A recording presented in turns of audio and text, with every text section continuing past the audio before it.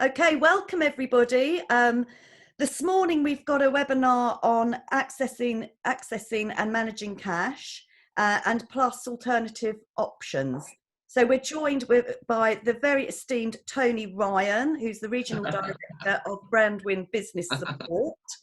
And also we have Dominic Dumville, who is the Corporate Restructuring Partner at Mercer and Hull. And we're also joined by Sam Mathur, who is the Local Director at MetroBank St Albans.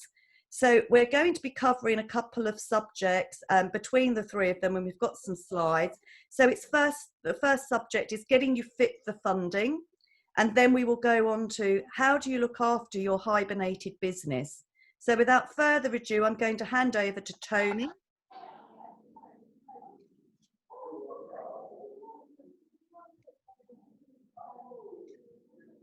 Can you see my slides now okay?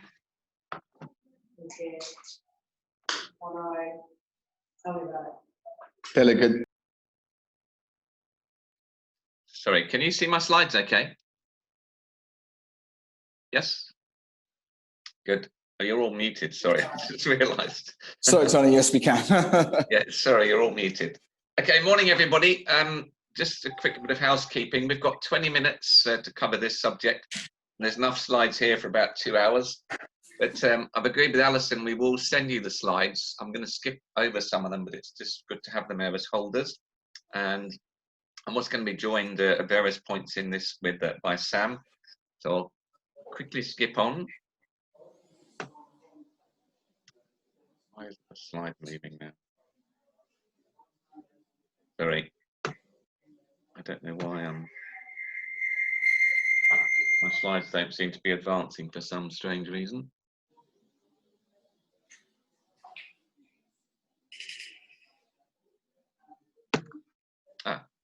Maybe it's just a bit of a delay.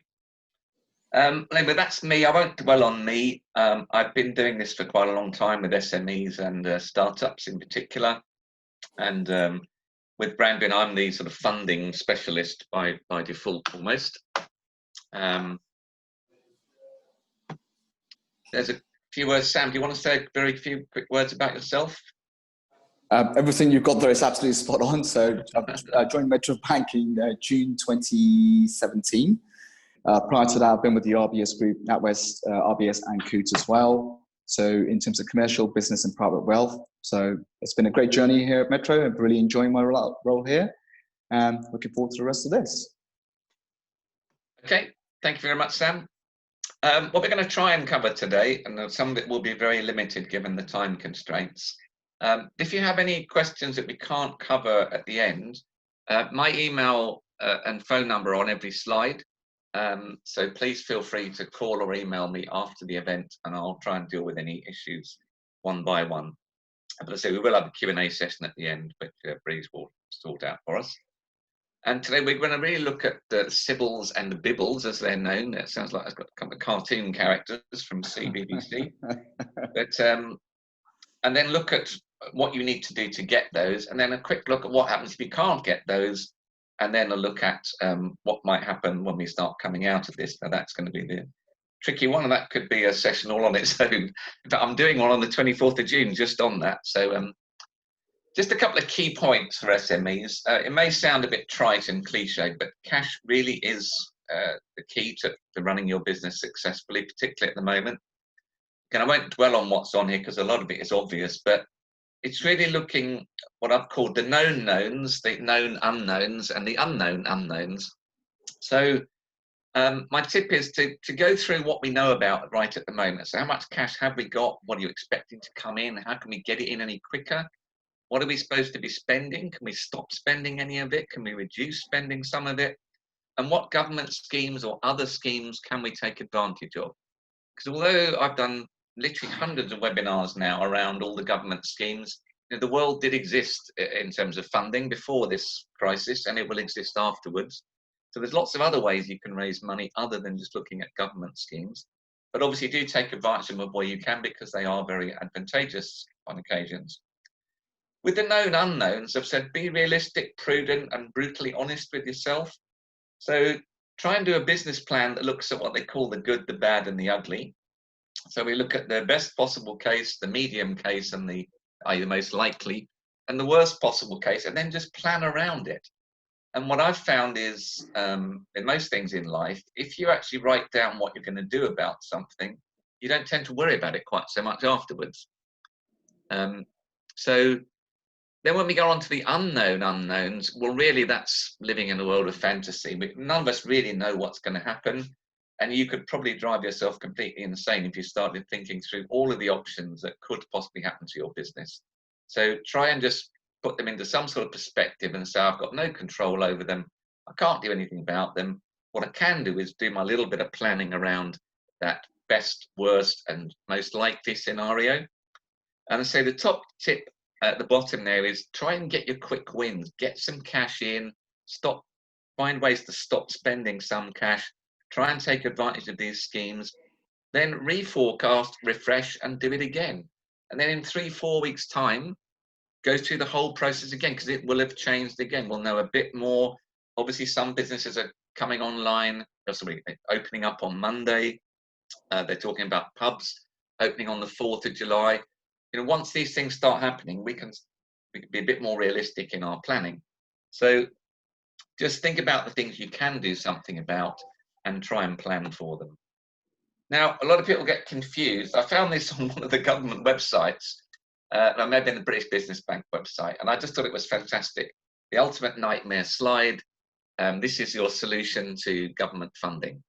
So what we're going to look at today are CBILS and BIBLS, the first two. I'm going to just very quickly mention some of the others. We haven't got time to go through them, unfortunately, but the Self-Employed Income Support Scheme is a bit like the furlough scheme. That's now been extended to the end of October as well at 70%. The Job Retention Scheme, unfortunately for those of you who are looking to get into this, the cut-off date was the 10th of June. Only if you're absent on leave, what I call parental absence leave, which has been paternity leave, maternity leave, adoption leave, bereavement leave, you can still get into this scheme, but if not, you have to have been entered into the scheme by the 10th of June. The local authority discretionary grant funding, we've got a little bit on that, a little bit on the startup loans, and then I'm not going to mention today, but R&D tax credits, please do talk to me about that, or talk to one of your advisors about it. It's a fantastic underused scheme, and it's basically free money. The 750 million for innovative small businesses, I found very disappointing, because it's mainly aimed at clients who are already registered with Innovate UK. There's only about 120 million been put aside for other companies, and they're looking at dealing with, I think it's 12,000 companies with that amount of money. And also be aware you can get a full refund on statutory sick pay for 14 days for people who've been off due to the pandemic. It may not sound a lot, but it's 90 odd quid a week for 2 weeks. If you claim that for quite a few employees, then obviously that's more cash in the bank. So again, I'm going to just rattle through these. We haven't got time to go through them, but they're all things there that you can do to stop money going out or to try and bring money in. Merchant cash advances are those of you who use debit or credit card terminals. Asset finance, if you're trying to buy equipment, try and finance it that way. Invoice finance, if you've got clients of good standing that are good regular payers, talk to your bank or your finance advisors about doing invoice discounting or invoice funding of some kind. And then personally, again, obviously a lot of people, their business and their personal lives are intertwined. So do remember, you can get mortgage repayment holidays, you can get relief from paying back loans and credit cards, even vehicle finance. You can get rent payment holidays from your landlord if you speak to them nicely. And you can obviously cancel or suspend things like gym memberships, subscriptions. Sky have been quite good at allowing people to turn subscriptions on and off. Try and look at every single penny that goes through your bank account, whether it's the business or the personal account, and see what can you stop or what can you reduce. It's quite an eye-opener when you try it, because most of us don't do it regularly enough. So very quickly on to the two main government lending initiatives. CBILS, I'm not going to go through every line on the slide here, but CBILS was brought in initially And when they brought it in, a lot of the smaller businesses felt it was very arduous to apply for the loan, which I think was a little bit strong in some cases, because a lot of small businesses saying, well, we don't have a business plan, and how can we show you a forecast? Well, my gut feeling was, well, you should have a plan and you should have a forecast. You know, the word of the month seems to be pivoting your business. And if you're going to pivot your business, you need to know what on earth's going on. So if you don't have a plan and a forecast, I'm not quite sure how you manage to pivot.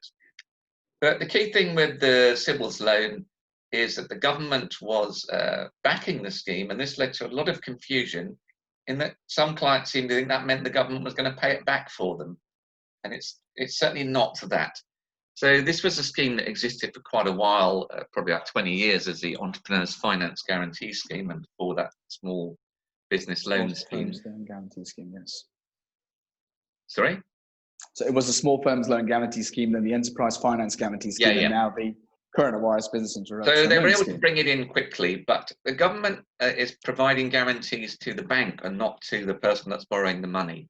So the bank still has to do all its due diligence. The bank still has to use or exhaust every possibility it can to recover the money from the lender. And only when they've done that can they then go to the government to get the guarantee. So the other good thing is no personal guarantees can be taken by the banks up to $250,000, and your principal place of residence and motor vehicle can never be used as personal guarantees. And there are no guarantee fees, which there used to be under the EFG scheme.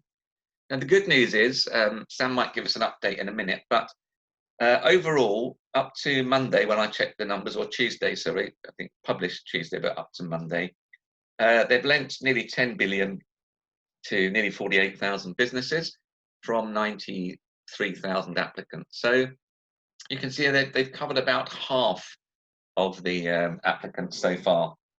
That doesn't mean all the others have been rejected. They may still be in progress, but we'll see when we come on to the bounce back loan. There's a very different story there. Again, I'm not going to dwell on all these, but there is much more work to do around the business interruption loan scheme. The bank does want to see all this sort of information, and look, there's a link at the bottom there. If you are a Metro customer, go and look at how Metro are doing it. And these are the sort of things that the bank are going to be asking you for, in addition to those questions that I've just covered. So Sam, is there anything you want to add on the CBILS before I move on to the bounce back loan? I think the CBILS, like you rightly said, there has been a lot of applications for CBILS. Obviously, initially when it was launched, it was anything above £25,001 up to £250,000. Well, since the introduction of the bounce back loan scheme, the CBILS has gone up to £50,000 up to £250,000. So those businesses that have taken or been approved for CBILS in that sense, which was below the value of 50,000, they can convert that to the bounce back loan scheme because the rates are less. So at least that way they're in a better position going forward. Yeah, I'm going to cover that in the next slide. So we'll move on to bounce back loan quite quickly, because I think for quite a lot of people on most of the webinars and workshops that I've done, this is the one that most of them are going to go for. So it's aimed at those small businesses. That's what someone was saying. Bye-bye then. It's aimed at the small businesses that weren't very happy about the CBILS loan. And the really good news with this is it's a very, very, very simple process. There's actually normally really 7 main questions they're going to ask you about. This has got a maximum cap of £50,000, a minimum of £2,000, but it's based upon the business's turnover, a maximum of 25%. So obviously to get 50 grand, you'd need to have a turnover of £200,000. The normal government loans have a maximum term of 5 years, but in this case, they've extended it to 6. Because the really good news for the smaller businesses is that for the first year, the government's going to pay all of the interest and charges to the bank, and you won't have to make any capital repayments. So all they've done therefore is said, well, we'll start the 5-year loan after the first year effectively. And the other really good news is the interest rate has been fixed for the whole period at 2.5%, which is astonishing really. And if you want to repay the loan early at any point, there are no fees or charges. So being quite cynical, if you took the loan out for 12 months and paid it back the day before, you actually ended up with an interest-free loan. But like all these things, as I put in bold letters in the second paragraph there, the borrower always remains fully liable for the debt. A lot of people, there were some quite scandalous, I thought, articles in the FT and the Telegraph saying that 48% of people who'd taken out this loan had no intention of repaying it. A lot of them thought the government was going to repay it for them. So just be aware that you are liable for it. So the really good news is there's none of this of providing forecasts and all the rest of it. There are 7 very simple questions. Again, I won't go through all the detail on there, but let me just assure you it is a really simple system. I have an account with Starling Bank, and the day they were authorised was the 11th of May. I went on at 10:30, and the money was in my account at 4:15. And they had even gone to the trouble on the application form of filling in all the bits they already knew.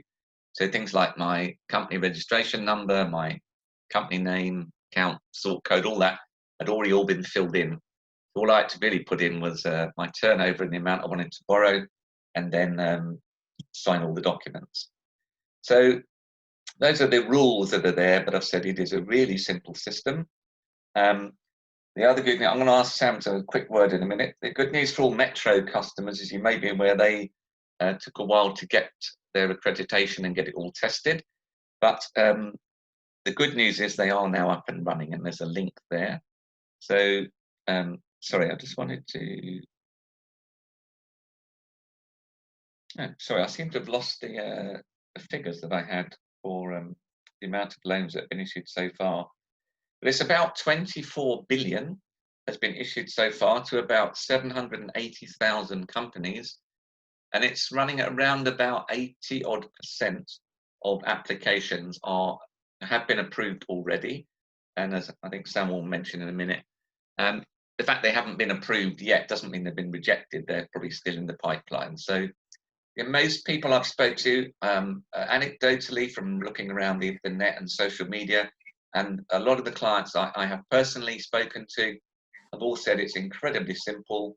The money is normally there pretty quickly. I think Barclays had a number of technical issues that involved their chief exec being hauled before the Treasury Select Committee to explain what the hell was going on. But they seem to have sorted that out. So Barclays customers had a bit of a long wait, but even they seem to be sorted out now. So Sam, anything you'd like to add to the bounce back scheme? Yes, I mean, I can shed some light on exactly the numbers that you quite rightly mentioned. There has been a lot of money that has been lent out by all the banks in that sense to support local businesses, but I can talk to you in relation to the Metro side of things. So just as of sort of close of business yesterday, bearing in mind we only launched this on Monday, for about 3.5 hours. In that, we probably approved about 2,460 applicants, and 2,147 applicants were just waiting to put their details in, check all the documentations in terms of the amortization of the loan to make sure they're all happy with all the documents, and then they submitted it back. So we literally had 5,000 done in the first 3.5 hours of the bounce back going live at MetroBank on Monday. As of close of business yesterday, we've done just under 10,000 in terms of applicants being approved, and we've seen the funds go through them literally. So once they get approved in the morning, for example, the funds are in their account the following working day. So it has been a great success. I can be honest with you and tell you, being fully transparent, we've had a few customers that have been stuck on a few things, but they're more sort of technical glitches that we're working on to fix it with them. So those customers, I just asked them to bear with us, and we'll get them sorted up as soon as we can. Okay, thanks, Sam. That's good news for Metro customers. I said, we do a lot of work with Metro, and I've got a lot of clients who are Metro clients, so they've all been really happy. And again, even 2 of those told me yesterday they have now got their loans, so they were very pleased.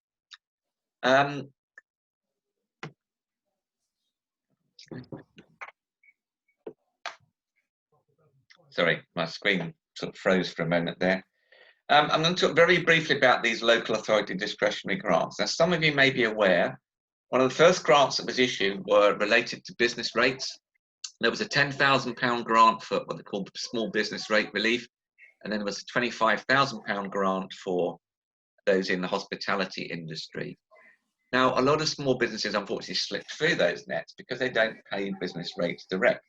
So if you're in a sort of a Regis, a WeWork, Workspace, those kind of places, where you're just renting a commercial premises, your landlord's paying business rates, but you may not be. So the government brought out this extra discretionary grant.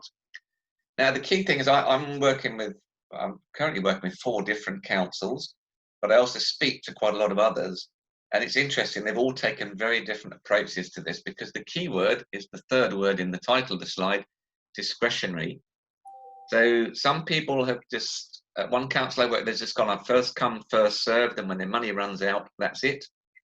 Another one has set some very, very stringent requirements to pick the businesses they think are really going to benefit the most. Another one has picked certain sectors. So they've said, although market traders are in there, we're not going to give them a grant because they didn't pay any rent while the crisis has been on. They're not going to pay it to B&Bs, who are also eligible. So they say they don't really have any property costs because they're in residential accommodation. So there's a guideline there, but do check. Each local council will have a thing on their website. Even with Ealing, it's not even gone live yet, and they're hoping to go live on Monday. Hounslow went live last Monday. So every authority is going live at different times because they're still trying to decide what they're going to do with this. The other thing I would just warn you is there is not a lot of money to hand around. Although the grants can be up to 25 and up to 10, don't hedge all your place all your bets on this one grant being eligible to you.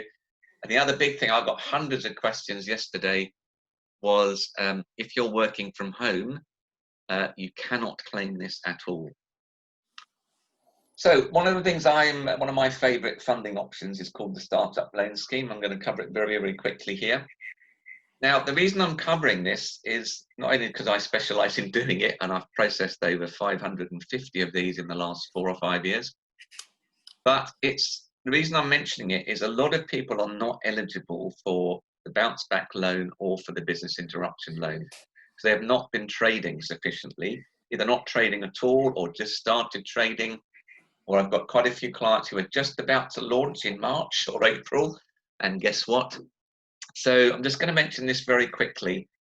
And I think the government deserves a pat on the back every now and then when it does something right. And the guys at the Startup Loan Company, which is entirely run by the government, although people like me do all the work for them, they run the scheme. And I thought they would just sort of suspend all the approvals and say, look, we'll give you the money when this is all over. They've done completely opposite. They're not only funding almost everyone I put forward, they're offering all of them a 3 or a 6 month repayment holiday, capital repayment holiday, to get them over the hump. And I spoke to the managing director, and his view I thought was really refreshing. He said, well, they've got a business that would have worked before this, why won't it work afterwards? If we can get them over this period, then obviously they'll succeed when they come out the other side. So the terms are there, fairly straightforward. You can get up to £100,000 per business at a fixed rate of 6%. The other good news I checked with them is you can apply for both the bounce back loan and a startup loan. So you've got a number of different options there. If you are rejected from the bounce back loan, you can go for the startup loan, but you can actually go for both. And just some figures there. I had 7 loans approved in March, 5 in April and 12 in May. And I've actually got 43 in progress at the moment. And I've got another 20 I've not even started yet. So I think this is going to become very, very popular with those businesses that weren't able to go for the bounce back loan, weren't able to get any of these grants. And therefore, are feeling left out. But this is a really good option for all of them. If you want any details, just contact me outside of this. Before I go on to this one, Sam, anything you want to add about funding? No, just coming up to our time almost. So, just to sort of summarize from that side, yes, there are loads of funding options available. Please do engage with your financial advisors, your bankers, your accountants, anyone that you have that you are working with you on the business was. Please do engage with them as early as possible and go through everything in terms of, like you rightly said, the cash flow and what's happening, what the impacts are, where you're having the shortfalls. And the sooner you engage, the more things people can get prepared for. And your bankers and your financial advisor will be able to guide you accordingly to say what the best route and best options for you available will be. Thanks, Sam. Again, I'd just reiterate, you should have a business plan and a forecast.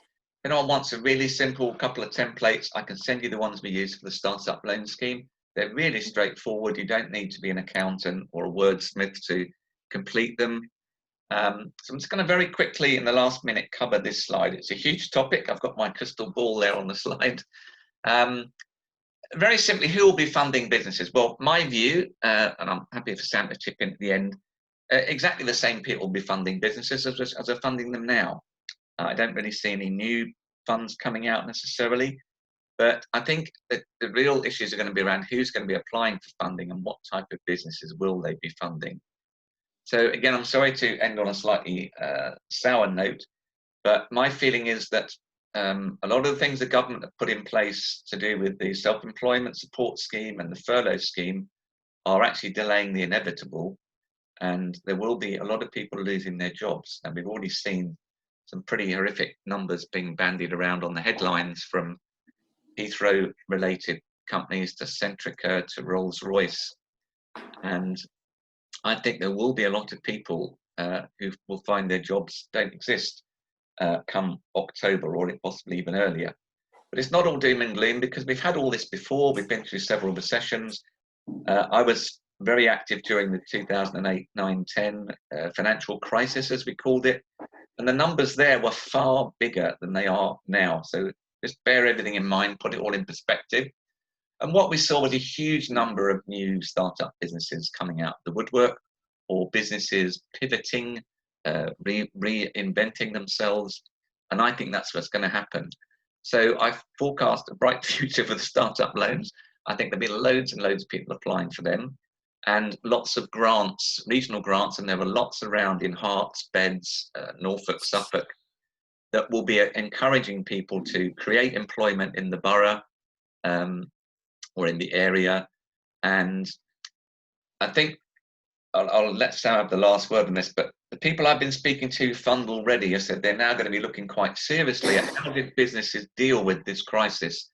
The ones that were able to pivot and become sort of hybrid businesses will be favoured much more than those that just sort of stuck their head in the sand and thought, well, we'll just shut down and then start again when this is all over, because our business landscape is going to change dramatically. I think we're all aware of that. And those that choose to just carry on as usual, I think, will be the ones to suffer. So Sam, as a funder yourself, would you like to add anything before we finish our session? Just to sort of pick up from where you left off, in that sense that, yes, times have changed. And I've sort of feedback that I've had from a lot of our clients has basically been around the fact that actually having a very online and robust presence on an e-commerce side has been actually really, really good for them. And that's helped them carry on their business in terms of whether it be food deliveries and taking orders online, whether it be delivering goods online, PPE equipment and everything else. So those with an e-commerce presence have sort of managed to sort of sail it through. I wouldn't say sail it smoothly, but they have managed to sort of get income still coming in from that side. So please, please, please do have a look at your business plan, look at the cash flow, and engage with your financial advisors accordingly. Okay, and then the final slide, I'm not going to go through it. I'm just going to show it to you there. You will get all the slides, as I've said. I've sent them to Alison. But there's just some tips there on things you can think about doing. And that's the end of ours. We will have a Q&A session, I think, at the end, Breeze, isn't it? Yes, indeed, Tony. Thank you, Tony and Sam. Stop sharing mine. And what we'll do is we'll do a Q&A at the very, very end. So if you've got some questions for Tony and Sam, keep them by your side, and we'll do that in about 20 minutes. Okay, so now we're handing over to Dominic Dumville from Mercer and Hull, who is going to talk us through how to look after your hibernated business. So I'll hand over to you, Dominic. Thank you ever so much. Good morning, everybody. It's morning still, isn't it? I always get that wrong. Hope you're all well. Thanks for joining us today. A little bit about myself. My name's Dominic. I'm one of the corporate restructuring partners at Mercer and Hull. That makes me an insolvency practitioner. Although it's perhaps not a term I use an awful lot, because if you're at a networking event or a dinner party and you tell someone you're an insolvency practitioner, they seem to want to sneak away as if they might get caught talking to the IP. People start spreading rumours, or I might even put you into liquidation without your permission, which is obviously completely inaccurate, but never mind. We use the term restructuring and rescue a lot because, one, it's people run away a little less, but also it perhaps reflects a little bit better the work that we do. And so I'm going to quickly get my slides up. Yeah, so that's about me. And so where we are, we're obviously, we're a little bit further into lockdown now, so much that we can almost see the end. And as Tony's referred to, there's been all sorts of rather alarming headlines. 20% economy shrank in April, really quite a shocking stat. And there's a sense that with all the support that's out there at the moment from the government, people are kind of in the eye of the storm. We've done what we need to do to react to the lockdown, and there's a feeling as if there is sort of the next phase, the next wave of pain coming. And so why I've titled this sort of making decisions from the eye of the storm, how to look after your business while it's hibernated, while you're waiting for what's next. So I'm going to start with a couple of tips, some of them quite obvious, but all really, I think, important, and perhaps a little bit of overlap with Tony. And my first suggestion is you forecast for your hibernation. You've wrapped up your business, you've done what you need to do, perhaps following some of the guidelines that Tony set out. You need to know how long you can survive on your current cash burn. Head in the sand and hoping for the best just isn't good enough. You need to know how long can you survive with the way things are right now. And if there's a problem coming, you absolutely need to know about it. And so some sort of a simple cash flow forecast, we accountants love them, business advisors love them, they are so critical. And the thing about a cash flow forecast, when you prepare it, there's one thing you know it's wrong, but as that model is that it becomes central to your practice, your business, and as you feed in new data as they become, as sort of unknowns become known, and as you tweak your assumptions, the document becomes more and more useful, and becomes actually quite critical in times of uncertainty, critical for your survival in terms of looking forwards and seeing whether there's going to be a cash shortfall coming up. My second suggestion, my second tip, if you like, is to reach out to your key stakeholders. We are beginning to see dates of when businesses can go back to normal. Some people are approaching back to normal, but social distancing is going to be here for a while. We don't know how pubs are going to work or restaurants. Obviously, you're unlikely to be able to operate at 100% capacity. Reach out to your key stakeholders, suppliers, employees, customers, the people upon whom you are reliant for the success of your business. Talk to them and find out how they're doing. If you've got suppliers that you can't survive without them being able to supply, ring them now, talk to them now. Can they meet your demand? And what are their expectations as to credit terms? Have those conversations now. Remember, they are in the same landscape as yourself, and they will appreciate a bit of clarity, a bit of honest conversation, rather than, again, head in the sand and hoping that everybody can be cooperative. And similarly, some of your key customers, have a conversation now. When do they expect to need your services again? And at what levels? How are they going to cope with social distancing? Are they going to go back to where you were before, or is it going to be at a slightly lower level of demand? Have those conversations now. My third suggestion is to forecast your recovery, and it's a kind of a repeat of the first point, but it just sort of really makes the point as to how important it is. Financial forecast for your recovery. Again, it's not going to be particularly accurate, but in like a startup or a growth phase, businesses are particularly cash hungry, and you don't know at what level your turnover is going to return. And so I suggest you have a forecast with all sorts of different scenarios and sensitivities built into it, so that you can flex it as the horizon comes into focus. You can flex your model, and you can get a very quick feel for where you're going to be. Perhaps one scenario, turnover is 50% for a couple of months, and then increasing. Maybe another scenario a bit more negative, and another scenario a bit more optimistic. And then as you get to that first month of recovery, you'll know which model is more accurate, and then you've got a view of the future looking forwards. Can't stress enough, cash flow forecasts, really useful. And my next suggestion is that you document your decisions, really important, and often something that, particularly for SME businesses, we have to remind directors you are a separate entity to your company, and you have a duty to look after your company. And so when you're making decisions at the moment, which you are making so many decisions presently, it's really important that you write down why you've decided to do what you've decided to do, whether it was furlough, to carry on, to redundancies, to apply for funding. Make a note of the factors that were before you when you made that decision, why you did what you did, so that if anybody comes along afterwards, if worse comes to worse and someone holds you to account for what the outcome is, you can show that you did what you thought was right for the business at the time. Making a decision that turns out to be wrong, if it's a rational decision, is not a bad thing. That's not something that you can criticize for. If you've got a reason to explain why you did what you did. Document your decisions, really important.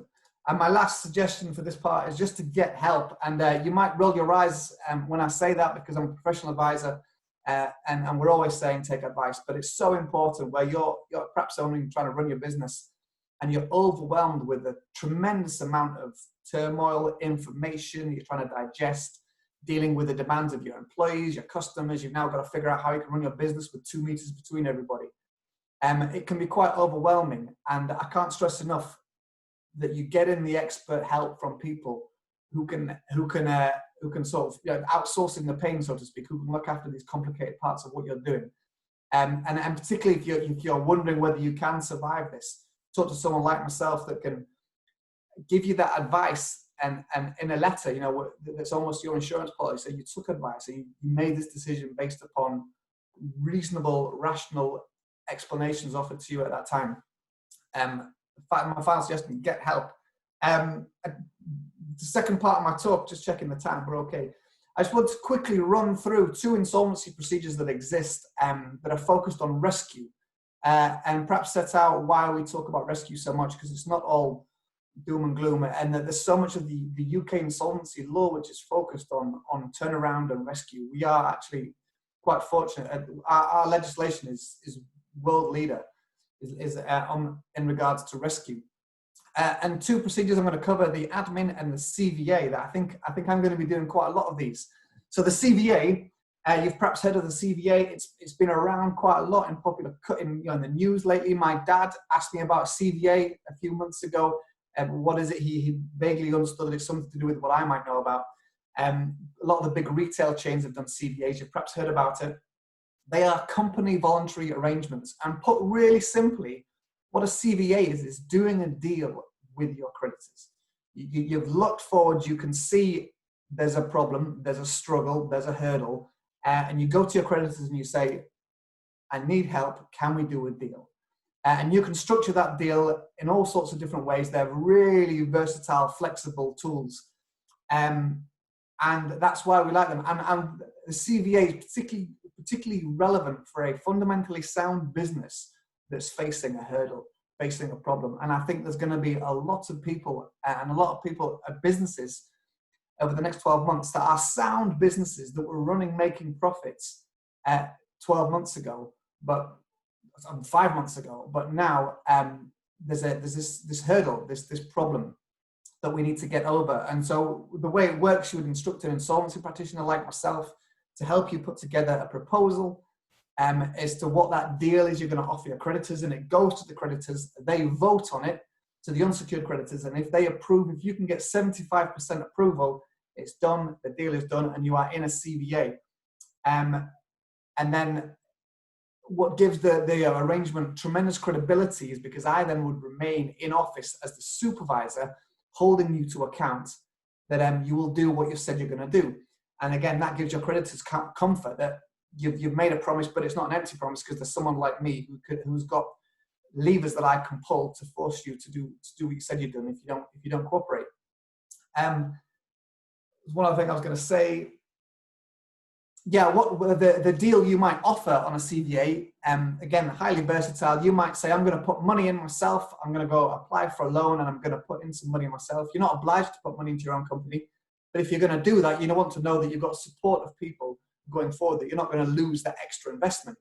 And so you can go to creditors and say, if I do this, will you perhaps defer a part of your debt over the next 3 years and I'll pay you out of the future profits? And if the picture is a bit worse, you could say to creditors, I'll pay you 80 pence in the pound over the next 3 years.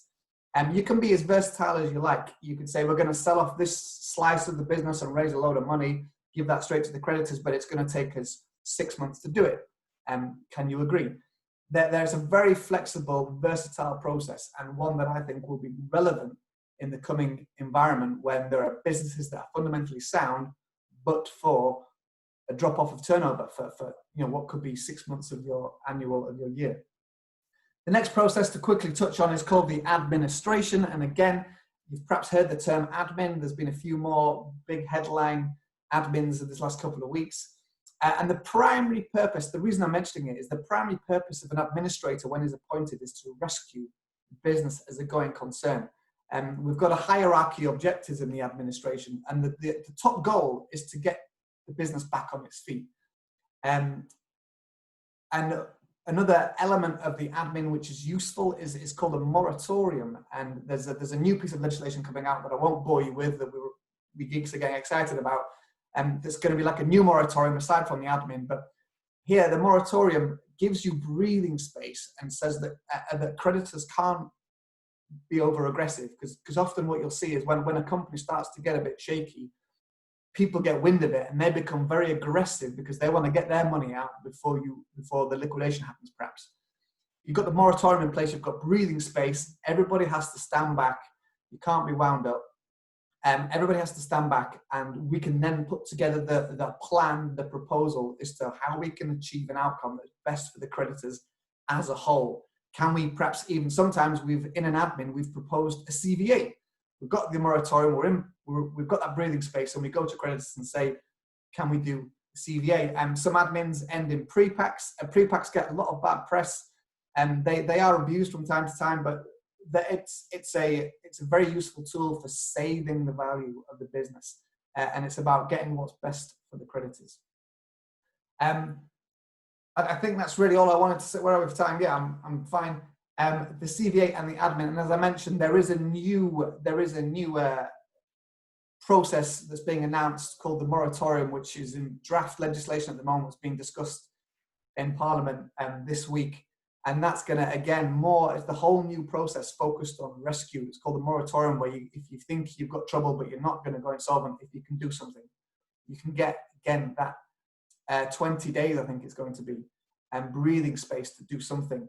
And really to finish, my final sort of conclusion is get advice. And unfortunately, I meet a lot of business directors who if they'd seen me 3 months earlier, we might have been able to do something, but that kind of denial, that head in the sand, that the sensitivity to costs for paying for professional advice means that they've left it too late. And sometimes where a CVA is doable, if you leave it too late, it becomes less feasible.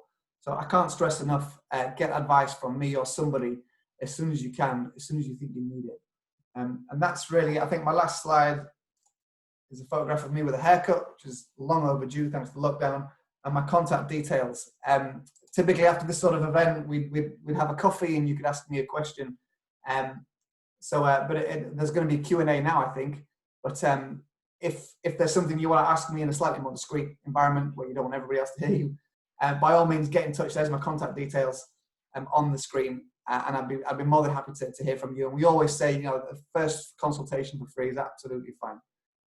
That's it. I'll stop sharing my slides and hand back. Thank you. Lovely. Thank you, Dominic. Some really, really insightful information there. We've had a lot of information this morning from all our speakers. So I'm actually going to put it out to the floor. If anyone's got a question, a lot of you are not showing your pictures, your videos, but if you could put your hand up, either in the reactions or hand up in the screen. So Nigel. Yeah, hi. Thanks for that. I've got a question for Dominic. You kind of touched on it on the last point that you raised about directors coming to you perhaps 3 months too late. Just wondered whether you are getting any experiences over the last few weeks of people's attitudes changing, and they're actually becoming more what we might call business-like in their approach to their business, and being willing to bite the bullet rather than just being sloppy and hoping for the best, what we all know a lot of businesses do. Is there any, are you getting any of that happening? Yes and no, Nigel. I think. Oh, thanks for that. No, not a helpful reply.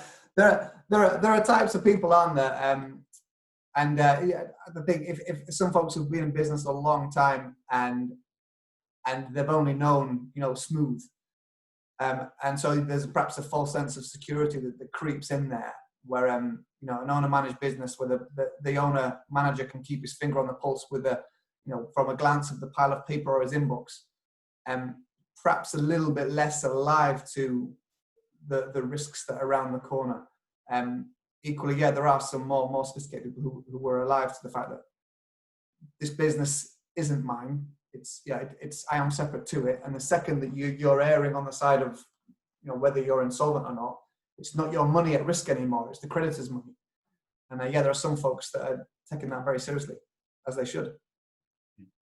I've got a second question, if you don't mind, Barij, and this really is, I guess, for Dominic, Tony, and for Sam. I read, I think it was last week, that there is an expectation that something like 36 billion quid's worth of loans are going to be toxic. What effect is that actually going to have on banking and finance in general? Over to you, Sam.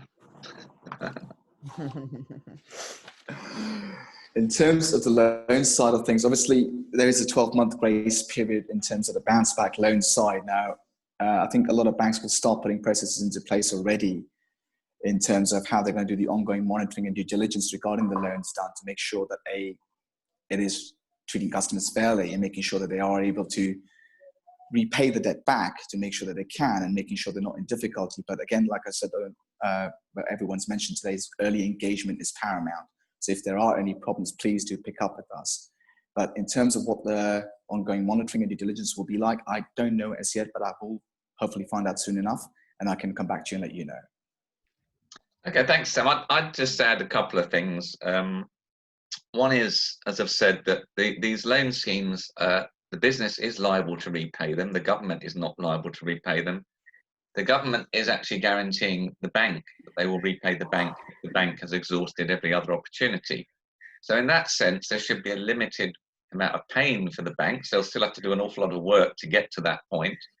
But the government is guaranteeing the loans. And if you remember at the start of the lockdown, the very first thing Chancellor came out with was this astonishing figure of 330 billion they were going to use to guarantee funding.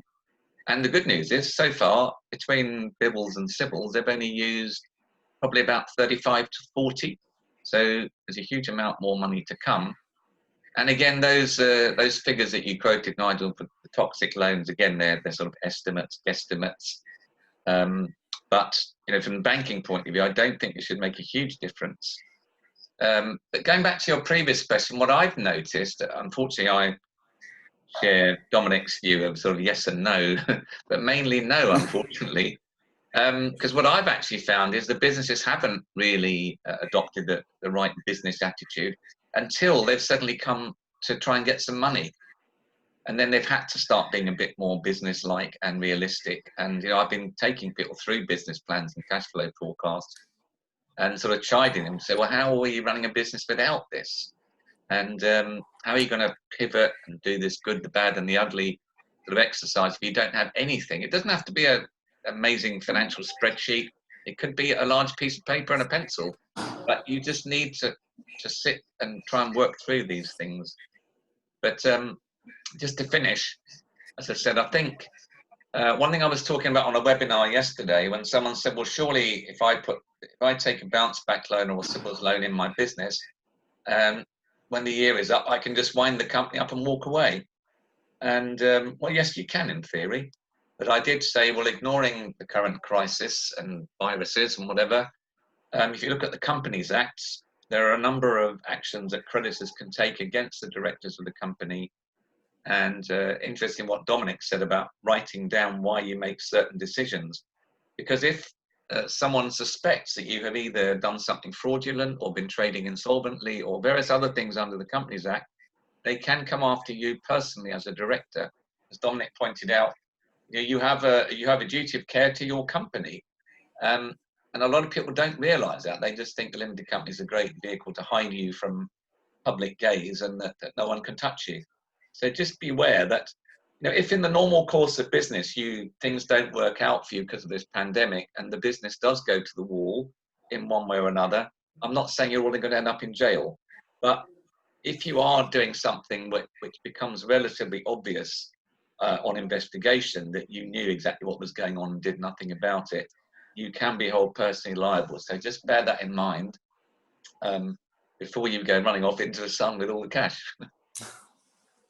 Thank you, Tony. Dominic, sorry, I've got a question for you. Okay, I've got one more. I'm again. You already had two, Nigel. Come on. I'm interested. Last one. Again, back to Dominic, and just picking up on something Tony said there.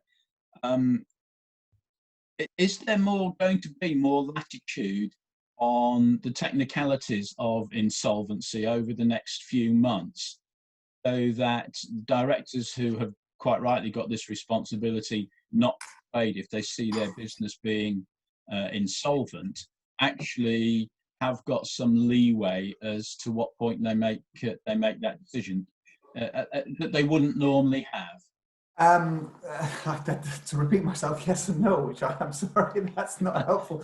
There's presently, the government have introduced a new bill where they've made temporary amendments to the Insolvency Act, which is unprecedented, really. And part of those amendments, they announced them months ago, including a suspension to what's called wrongful trading, which is when you carried on trading when you knew you were insolvent. And if you carry on trading at a point when you know you're insolvent, you can be made personally liable for the losses. And I've sued people for 20 million for in essence carrying on when they knew business was dead.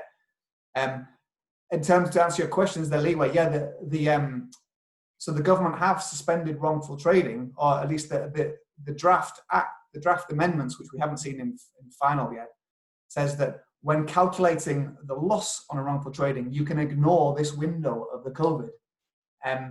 But as we're repeating ourselves, the Companies Act says that you have a duty to act in the best interest of your company.